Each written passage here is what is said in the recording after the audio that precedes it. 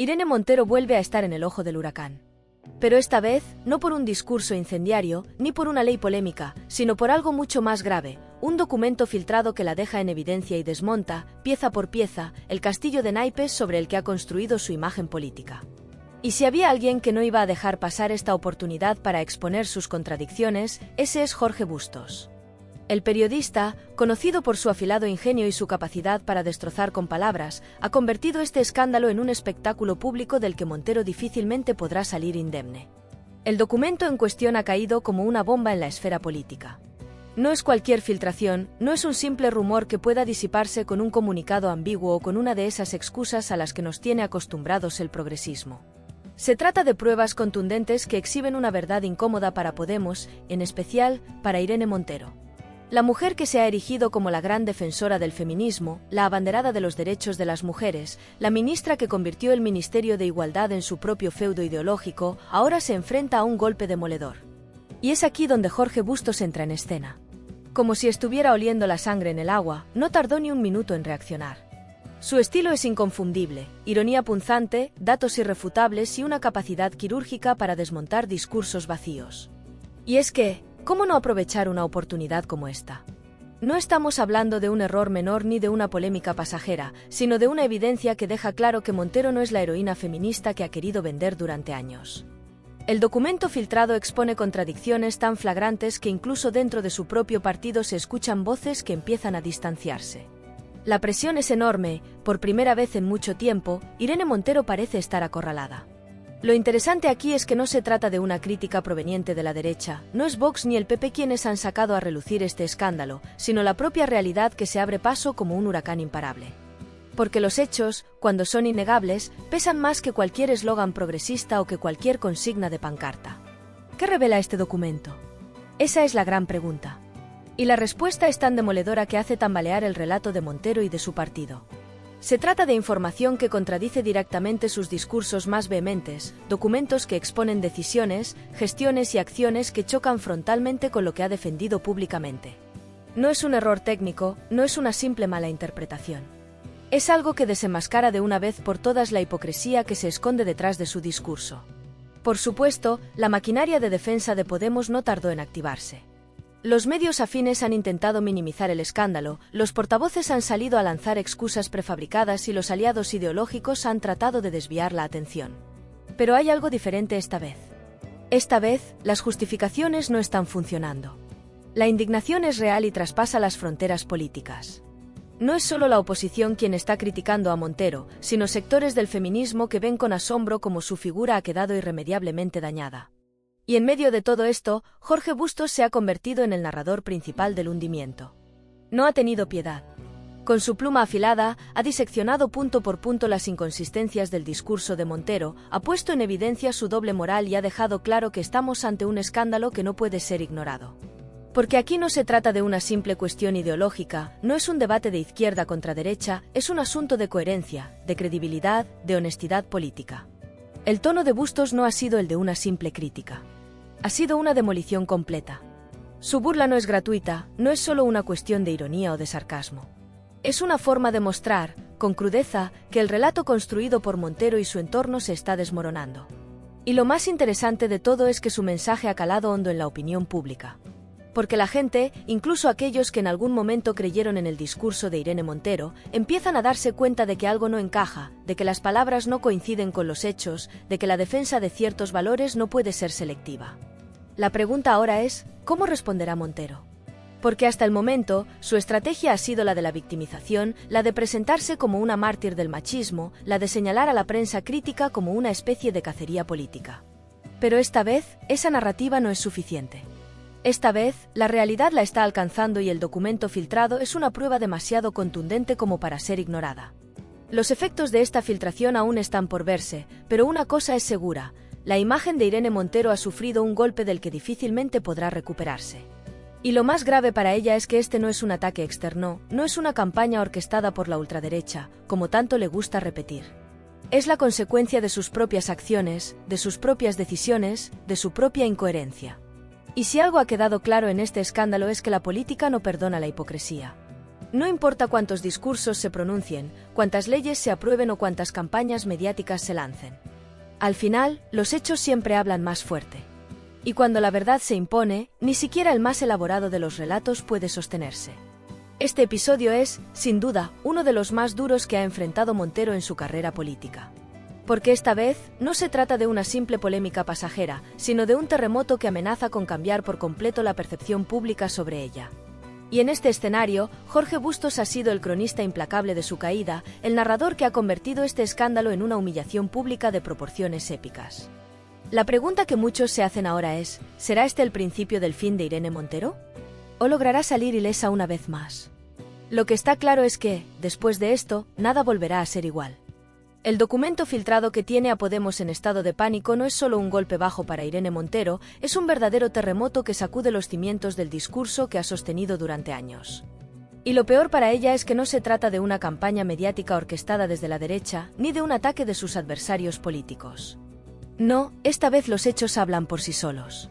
Las pruebas están ahí, sin necesidad de interpretaciones sesgadas ni narrativas victimistas. Un documento que deja al descubierto las incoherencias de su gestión y que desmonta el relato con el que ha intentado construir su imagen de paladín del feminismo. Desde que salió a la luz, el documento ha generado un revuelo que pocos imaginaban. Lo que se ha revelado pone en jaque no solo a Montero, sino a toda la estructura de Podemos que ha hecho del feminismo su bandera, pero que, en la práctica, ha demostrado operar bajo principios muy distintos. Porque una cosa es lo que se dice en las tribunas, en los mítines, en las entrevistas con medios afines, y otra muy distinta es lo que se hace cuando nadie está mirando. Y este documento lo expone sin piedad. Las revelaciones son demoledoras. En él se detallan decisiones, manejos y actuaciones que chocan frontalmente con los principios que Montero ha defendido con uñas y dientes. Desde la utilización arbitraria de fondos públicos para proyectos con nula transparencia, hasta contradicciones flagrantes entre sus discursos y sus acciones. ¿Dónde quedó el compromiso con la lucha por la igualdad? ¿Dónde quedó la defensa de las mujeres? Todo parece indicar que en el papel suena muy bien, pero en la práctica, la historia es completamente distinta. Pero lo más impactante no es solo el contenido del documento, sino lo que significa para la credibilidad de Montero y de su partido. Porque este escándalo llega en un momento en el que Podemos atraviesa su peor crisis. La debacle electoral, la pérdida de relevancia en el panorama político, la desbandada de figuras clave y ahora esto. Un golpe que podría terminar de hundir a una formación que ya está en la cuerda floja. Y en medio de todo este caos, Jorge Bustos ha hecho lo que mejor sabe hacer, convertir una crisis en un espectáculo del que nadie puede apartar la mirada. Porque si hay algo que no perdona es la hipocresía, y en este caso, tiene material de sobra para exponerla. Su ironía mordaz, su capacidad para ridiculizar sin caer en lo burdo, su talento para desmenuzar la información y presentarla como un guión implacable contra los protagonistas del escándalo, han hecho que sus palabras se viralicen en cuestión de minutos. Bustos ha desmontado a Montero con una precisión quirúrgica. No ha necesitado insultos, no ha requerido descalificaciones gratuitas. Simplemente ha puesto el foco en lo que el documento revela y ha señalado la incoherencia con la que ha actuado la exministra. Y eso ha sido suficiente para que la burla se extienda como pólvora. Porque el problema no es solo que Montero quede en ridículo ante la opinión pública, sino que lo hace por sus propios errores, por sus propias decisiones, por sus propias contradicciones. Podemos ha entrado en modo crisis. Los intentos desesperados de minimizar el escándalo no han funcionado. Las excusas de siempre ya no calan en la gente. Y es que cuando la verdad es tan evidente, ni el mejor equipo de comunicación puede maquillarla. No es casualidad que figuras del partido hayan optado por el silencio, que algunos aliados habituales no hayan salido a defenderla con la vehemencia de antes. Porque esto no es algo que se pueda tapar con una campaña de victimización o con un ataque a los medios críticos. Esta vez, las pruebas son demasiado contundentes. La pregunta que muchos se hacen es, ¿cómo piensa Montero salir de esta? Porque hasta ahora, su estrategia ha sido la de culpar a la prensa, hablar de persecución, de machismo estructural, de intentos por desacreditar el movimiento feminista. Pero esa táctica está desgastada. Ya no convence a nadie más allá de su círculo de fieles. La realidad es que la credibilidad de Montero está en su punto más bajo, y este documento podría ser la puntilla final. Este escándalo pone sobre la mesa algo que muchos sospechaban, pero que ahora tienen pruebas para afirmar con contundencia: el feminismo de Montero ha sido, en gran medida, un producto de marketing político. Un relato construido para movilizar a un sector del electorado, pero que no ha resistido el peso de la realidad. Porque si se trata de defender los derechos de las mujeres, ¿cómo se explica que en su gestión se hayan priorizado proyectos opacos, gastos sin control, decisiones que beneficiaban a su círculo cercano? ¿Cómo se entiende que en lugar de fortalecer las instituciones que realmente protegen a las víctimas, se haya apostado por medidas ideológicas que han terminado generando efectos contraproducentes? Y no nos olvidemos del impacto electoral que esto podría tener. Porque si bien Montero ya no es ministra, sigue siendo una de las figuras más reconocidas de la izquierda populista en España. Su imagen sigue estando ligada a la de Podemos, y cualquier escándalo que la salpique también arrastra al partido. Y eso, en un momento en el que necesitan desesperadamente reconstruirse, puede ser letal. Lo más llamativo de todo esto es que, mientras Montero intenta contener el daño, mientras su equipo busca la manera de minimizar el impacto, mientras Podemos intenta pasar página, Jorge Bustos sigue sumando seguidores, sigue viralizando sus comentarios, sigue marcando la agenda mediática. Porque al final del día, la política no perdona la incoherencia. Y cuando alguien como Bustos tiene en sus manos una historia como esta, es evidente que no la va a soltar fácilmente. Los próximos días serán cruciales. La reacción de Montero determinará si logra capear el temporal o si, por el contrario, termina hundiéndose aún más en su propio descrédito. Pero una cosa está clara, este documento ha cambiado las reglas del juego. Ya no basta con discursos grandilocuentes, ya no basta con ataques a la prensa crítica, ya no basta con victimizarse. Esta vez, la realidad ha hablado, y su veredicto es demoledor. Y si algo ha dejado claro este escándalo, es que cuando la verdad sale a la luz, no hay relato progresista que pueda salvar a quien ha quedado expuesto. Porque en política, la peor condena no la dictan los adversarios, sino los propios actos. Y los actos de Irene Montero han quedado en evidencia de la peor manera posible. Jorge Bustos lo ha vuelto a hacer. Si alguien pensaba que el escándalo que sacude a Irene Montero se diluiría con un par de declaraciones bien ensayadas y una dosis de victimismo habitual, estaba profundamente equivocado. Porque en la política, cuando los hechos hablan, ni los discursos más elaborados ni las estrategias de comunicación más sofisticadas pueden tapar la verdad. Y esta vez, la verdad es un tsunami que arrastra con fuerza a la exministra de Igualdad. El golpe ha sido tan brutal que Podemos ha tenido que activar su manual de crisis a toda velocidad. Declaraciones medidas, intentos de desviar la atención, acusaciones de una supuesta cacería mediática orquestada por la derecha. Pero hay un problema, el fuego no viene de la oposición, sino de los propios errores de Montero. Y, por si fuera poco, Jorge Bustos ha aprovechado la oportunidad para avivar las llamas con una precisión quirúrgica. Su comentario no solo ha sido devastador, sino que se ha viralizado en cuestión de minutos, generando un aluvión de reacciones que han dejado en evidencia la fragilidad del relato que Montero y su partido han intentado imponer durante años. Lo que dijo Bustos no es un simple comentario mordaz. Es una sentencia. Un mensaje que, con el tono afilado que lo caracteriza, desmonta en apenas unas palabras la defensa que Irene Montero ha intentado construir. Su frase ha resonado en todos los rincones de las redes sociales, multiplicándose entre los usuarios que no han perdido la oportunidad de sumarse a la burla pública. Porque la cuestión ya no es solo la filtración del documento que la deja en evidencia, sino la incapacidad de Montero para salir airosa del escándalo. Mientras tanto, la exministra de Igualdad ha optado por la táctica que mejor conoce, el papel de víctima. La misma fórmula de siempre. La misma estrategia que, en otros momentos, le ha funcionado. Hablar de machismo estructural, de ataques de la ultraderecha, de una campaña mediática para desacreditar su labor política. Pero esta vez, el guión está desgastado. Y la gente lo sabe. Porque no estamos ante una cuestión de ideologías ni de posicionamientos políticos. Estamos ante hechos concretos, ante información verificada que expone lo que Irene Montero y su partido han intentado ocultar. El problema para Montero no es solo que el escándalo siga creciendo, sino que cada vez son más las figuras políticas que han comenzado a reaccionar. Y lo más peligroso para ella no es la crítica de sus adversarios, sino el silencio de muchos de sus propios aliados. Porque en política, el silencio es una señal inequívoca de que algo no va bien. Cuando el partido que te respaldaba cierra filas sin demasiado entusiasmo, cuando los medios que antes te defendían ahora evitan pronunciarse demasiado, cuando las voces progresistas que en otros momentos saltaban a protegerte ahora miran para otro lado, es porque el daño es irreparable. Podemos está en una encrucijada. Defender a Montero en este momento supone arriesgar aún más su ya deteriorada imagen pública. Pero abandonarla significaría aceptar que durante años han sostenido un discurso que ahora se ha revelado como una gran mentira. Están atrapados entre el descrédito y la supervivencia política. Y eso es algo que incluso los más leales dentro del partido saben. No es casualidad que algunos sectores dentro de Podemos ya empiecen a distanciarse, a tomar posiciones más cautelosas, a preparar el terreno para lo inevitable.